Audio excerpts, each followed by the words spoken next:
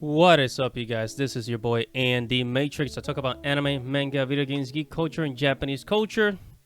So for the past few days, I've been talking about Western localizers, basically changing, messing up translations to their liking, with their own political views. And I showed you anime videos of like how these localizers ruin some anime dialogue, right?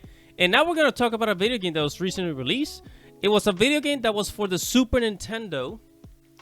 And it's called River City Girls Zero. This new one called Zero, right? So before we get started, make sure to subscribe to the channel. Make sure to hit the notification bell. I really appreciate it. Make sure to like the video. I'm on a journey to get 1,000 subscribers, and I very much appreciate your help. So thank you very much, guys. This is great. We're almost there. Now, I'm here abounding into comics. And this game that you see here is River City Girls. It's basically kind of like a beat 'em up game, right? Like the old school Nintendo beat 'em up games, like Double Dragon, things like that, right? Really cool. Since that Western localizers upset River City Girls Zero offers options for more literal translations. Claim their work is being disrespected. Being disrespected, huh?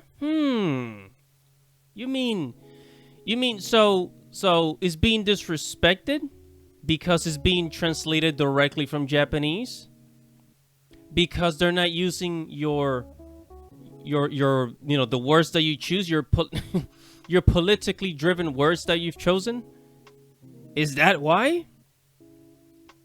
Adding in some identity politics here, feminism there, patriarchy over here. It's like, and the thing about these localizers is that they think that there's no.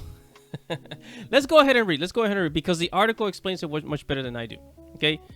In what may be the most ironic outrage in recent times, a number of Western video games localizers have taken issue with River City Girls Zero inclusion of more literal English translations alongside one which takes more creative liberties, claiming that such an option disrespects their work. That's what you're supposed to do when you're a localizer. You're supposed to translate it directly from Japanese to English, right? And do not add anything else. You should be translating it, as accurately as possible without adding your own words of interest, if you know what I mean. Creative liberties, that's bullcrap.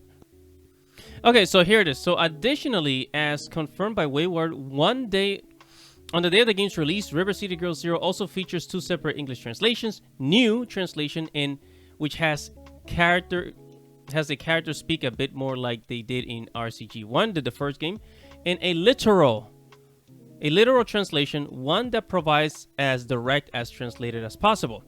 And I'm gonna put the picture of how it looks in the game. So the picture that you see right now here, this is how it looks exactly in the game, right? So the literal translation basically means the original, right? How word for word, meaning by meaning, from Japanese word to English, without the localizers getting any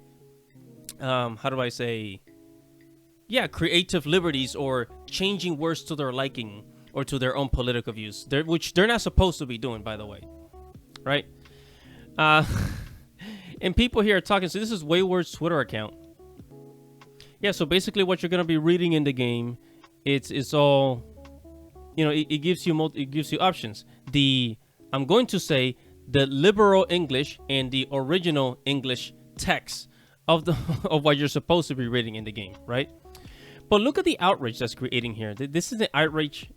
The other localizers are criticizing it because it's like, oh, how come you don't want to translate the game in, with the way that we do it with our own political views? Because you're not supposed to do that in the first place, right? Is this changing it up like that? Is disrespectful to the game and to the source material? Kind of like what they're doing with the Lord of the Rings movie recently, right? And you see people on Twitter just like arguing with Wayward, and then You know, they're getting a taste of their own medicine. They're getting a taste of their own medicine, right? Because it's like, as soon as you don't do the things that they want you to do, the way they wanted to do, or the way that they think, oh, this is the best way to do it. This is the best and only way to do it. If you don't do it exactly like they do it, then it's like they start attacking you. You know, it's almost selfish. I mean, think about it. It's selfish. Like, look at the how Funimation translated Miss Kobayashi from Japanese to English, right? And they added a whole bunch of stuff there that's not supposed to be there. So it's actually, so they're saying that their work is being, these Western localizers are saying their work is being disrespected, but at the same time they are disrespecting the source material by not translating, by not genuinely translating Japanese from Japanese to English word by word, meaning by meaning. They add what they want into the translation, you know, according to their political views.